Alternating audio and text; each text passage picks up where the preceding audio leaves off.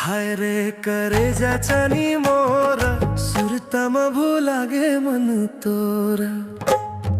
हाय रे करे जाचानी मोरा सुरतम भूलागे मन तोरा।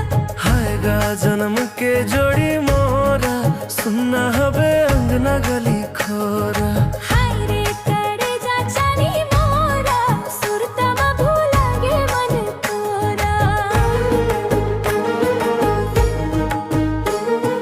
तोर बिना लागे नहीं कभू जी मोरा सपना माथे चेहरा तोरा। तोरा मुस्कान हा जादू चला थे माया के रंग मोला रंगा थे।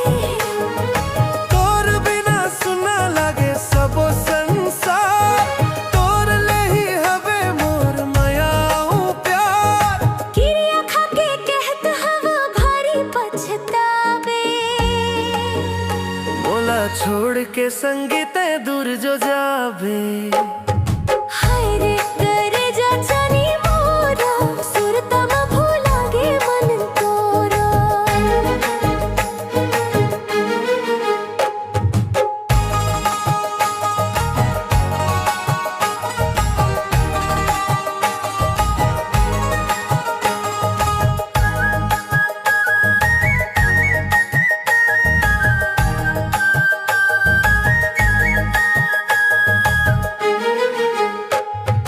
तोर सुरता मोला छन छन छन गाथे और हृदय हरदम तोरे गुण गाथे। कैसे बतावो तो बिन जिया नहीं लागे दिन रात बस तोरे रास्ता ला निहारे। और पर मैं हाँ दुनिया ला छोड़ दूं माया के धागा ला कभू नहीं तोड़ूं। सुन ले ओ संगी मोर मन के पुकार।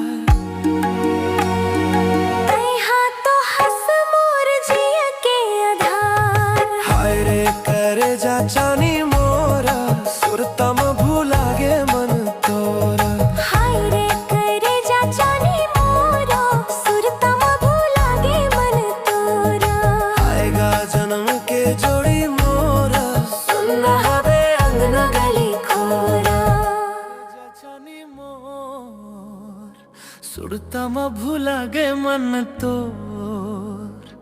हाय रे करे जाचानी मोरा सुरतम भूलागे मन तोरा।